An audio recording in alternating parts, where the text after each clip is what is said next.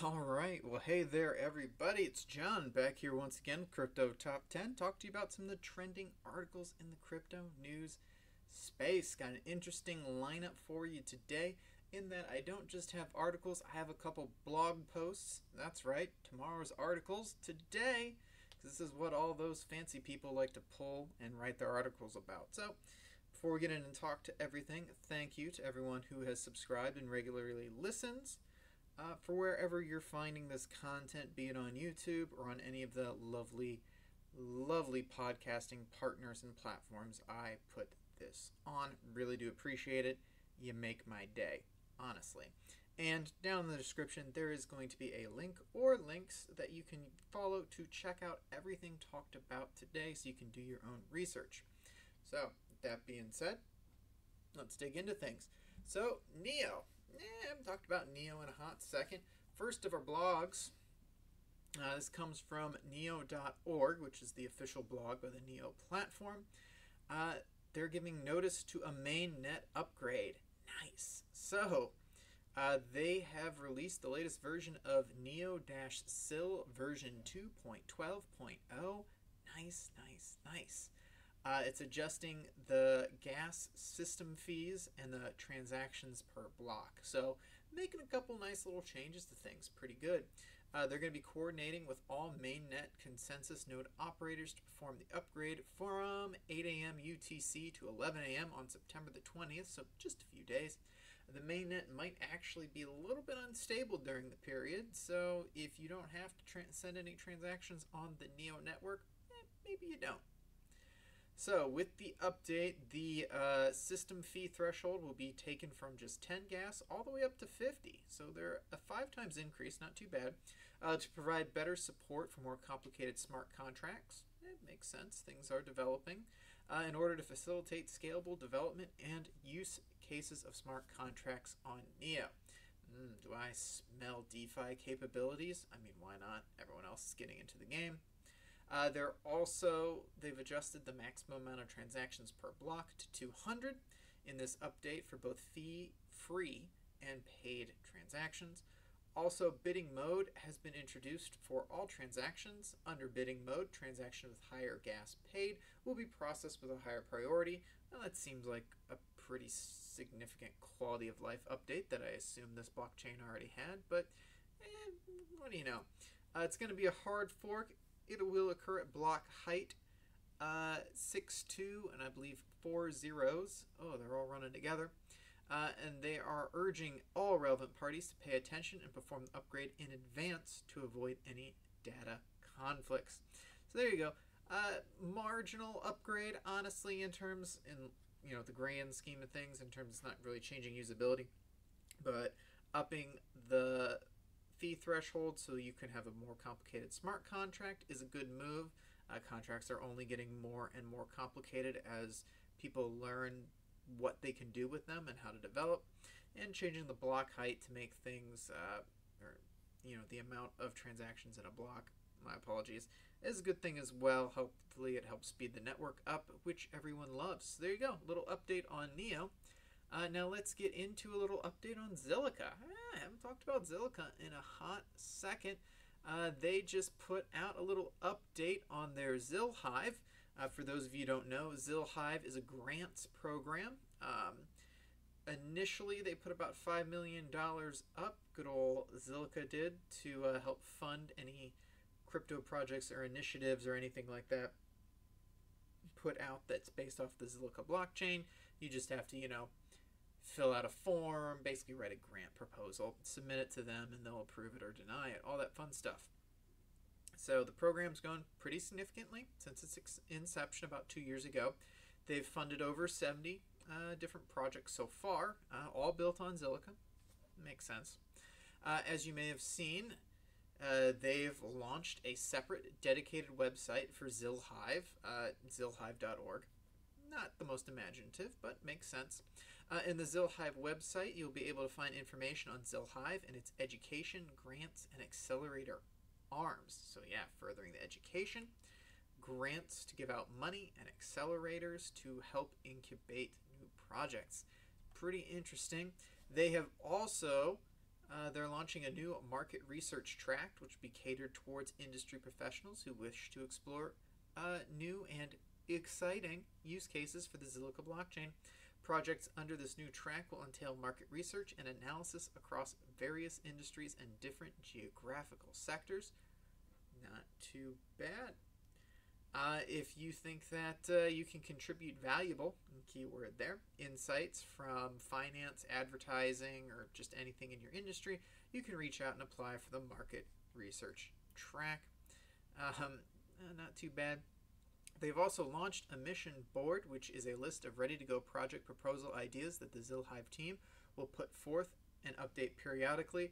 It seems like they're outsourcing some things they want to work on, but maybe necessarily don't have the time for. If you see something you like, you could actually write a proposal on it and submit it to them and maybe get some sweet, sweet grant money so you can do some development of it. Not too bad.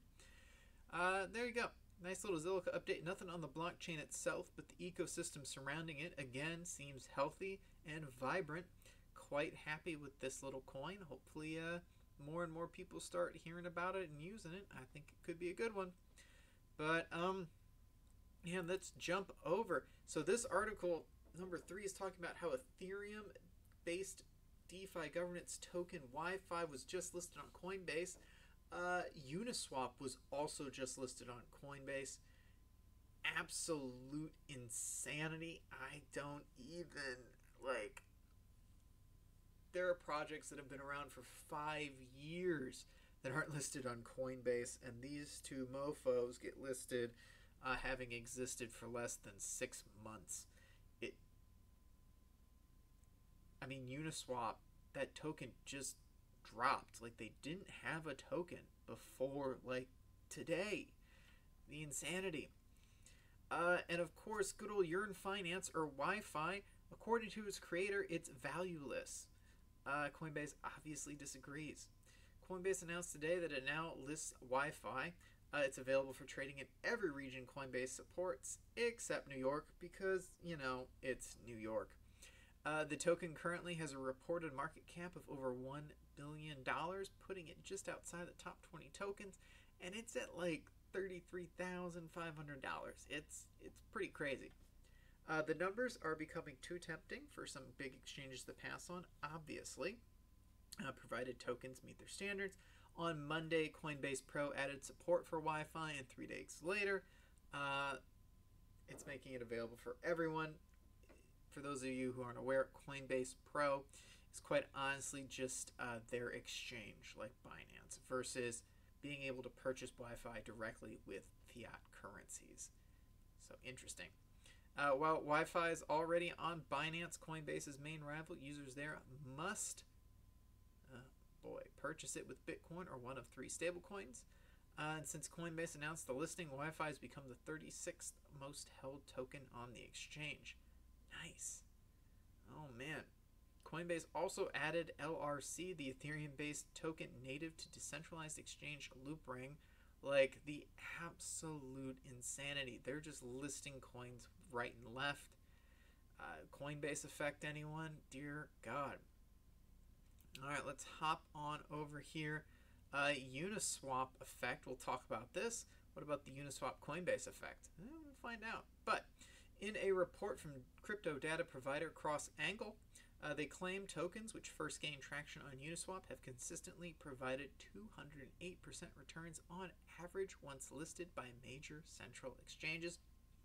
In the past, much has been said about the quote-unquote Coinbase effect and the Binance effect, in which a token's price allegedly experiences fast appreciation once listed by either of the former exchanges. But we're talking like 10, 15, 20, maybe 30% for those effects, not 208. So it's pretty insane. The average return for top Uniswap listed projects that successfully land on centralized exchanges, staggering 208%. YFI, YFI, REN, RSR, ZAP, Ample, Ohm, Ball, SNX, UMA. Their token price, volume wallet count, and active wallet count all saw dramatic increases. And according to CrossAngle, the biggest winner is a decentralized stablecoin called Reserved Rights, which gained over 700% since being listed on Uniswap. The absolute insanity. With Uniswap dropping their governance token today and it being listed on Coinbase today, like crypto never ceases to amaze me. I love it. Never change. All right. Well, hey, hopping on over, we'll continue to talk about Uniswap just a little bit. OKEx is adding Uniswap's new UNI token to the array of assets offered on its platform. So there we go. Multiple exchanges adding this day-old token. When Binance? Probably tomorrow. Not only has OKEx added support for spot trading of UNI, but it also is providing its users with the most comprehensive range of trading projects for this hot DeFi token, including margin, swap trading, coin margin, perpetual swap, and savings. Dear Lord. Making OKEx the first exchange to offer UNI derivatives. Wow. They pulled that trigger and went full auto. My goodness. Uniswap, a decentralized exchange, launched its own Ethereum-based token, UNI, on Wednesday, dispersing the asset to users of the decentralized finance platform via airdrop. In total, Uniswap dished out 15% of its $1 billion token stockpile.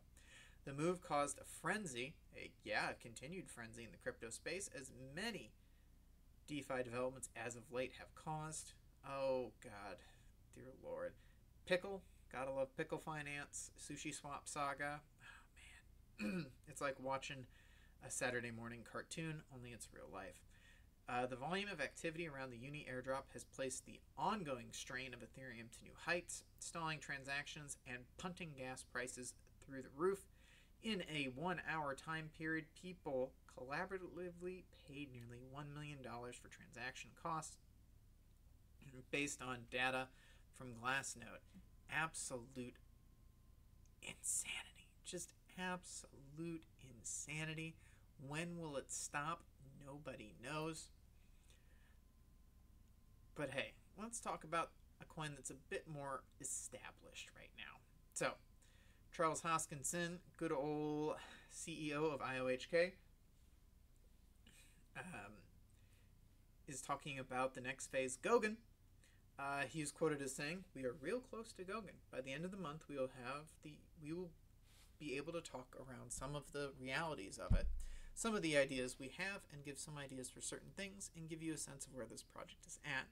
With the update at the end of the month, Hoskinson says the community will be able to give a better insight into where Cardano stands in terms of partnerships and how the developer ecosystem around the new framework for smart contracts and dApps will evolve. So they're working on things. Not too bad. Hoskinson noted that while IOHK is investing various sharding solutions, they're looking into them, they're trying to make them work, it will initially prefer and implement a simpler solution with Hydra. Hydra will allow the Cardano network to scale as the number of users increases. So Hydra is basically where the stake pool operators are very natural, and they'll put the Hydra channels on, and every time you add one, it'll go through those channels and get more performance. It's an easy way of doing it. They'll probably want to do something a bit more robust down the line, but it's a good way to start the scaling process. I don't got a problem with that. So a focus in the future development of Cardano smart contracts will be on the issue of security in particular. According to Hoskinson, developers must be given frameworks to write a secure contract. To this end, Cardano will develop various domain-specific languages for smart contract specifications to enable certified smart contracts, making their network more secure. All in all, pretty good. We're going to be able to talk about Goguen probably by the end of this month and what it's going to look like and when it's going to drop. Cardano continues to put out some pretty good stuff, pretty strong developments. The price has tanked. Look, I hold what I consider to be a lot of Cardano. Just full disclosure, I absolutely love this coin, and why it's not still 14 cents, I have no earthly idea. It drives me nuts, but I am but one man, and I'm allowed to have that opinion. I just want you all to know that I do. So, rounding things out here at the end, Coinbase Pro also made some updates. God, we're talking a lot about Coinbase today. Effective today, Coinbase Pro will start to pass network fees directly on to their customers. Of particular interest is the Ethereum network that has seen an upsurge in Ethereum gas fees due to DeFi. The latest gas fee hike due to good old UNI token. So, they were quoted as saying, starting today, Coinbase Pro will pass along network fees directly to our customers. These fees, sometimes referred to as gas fees on the Ethereum blockchain, are paid directly to crypto miners that process transactions and secure the respective network. Historically, Coinbase Pro has absorbed these fees on behalf of our customers. However, as crypto has begun to gain broader adoption in applications like DeFi, payments, and other projects, networks have gotten busier. Long story short, Coinbase is tired of paying exorbitant gas fees for Ethereum because y'all know it's free, so you trading your stuff back and forth, back and forth, back and forth. Makes sense to me. It absolutely stinks that they're doing this. From a business perspective, though, I'm surprised it's lasted this long. So, that's all I got to say about that. But hey, what a lineup for the trending articles today. The insanity with YFI and Uniswap and Loopring. Like, I keep going to the Coinbase page. I'm on tradable assets and I'm scrolling down, and Yearn is there, UMA is there, Algorand's there, Loopring is there, and Uniswap is there, and I cannot believe it. I still remember when Bitcoin and Ethereum were the only two, well, Litecoin 3, and we were like debating about Bitcoin Cash being listed after the hard fork, and when Ripple, and now there's 30 some. How the times have changed. But looking at the top 10 coins by market cap, get out of here, Kava. We've got, well, Ethereum's up 6% on the day, probably contributing to all this. Polkadot's up 5% as well. And yeah, they're up 5% as well. Otherwise, nothing too crazy to report. Let's see, Neo. Our first talk of the day is actually up 13.79% on the day. Not too shabby. And Hyperion is down 18%, making it the biggest loser. But hey, if you made it to this point and you're not subscribed, why not? You made it this far, you might as well stop back tomorrow and the next day and hear me talk some more. But that being said, my name is John. This is Crypto Top 10. I appreciate you listening. Pop on down to the description, take a little peek, follow the link or the links to the articles discussed so you can do your own research, and I will talk to you all soon. Bye.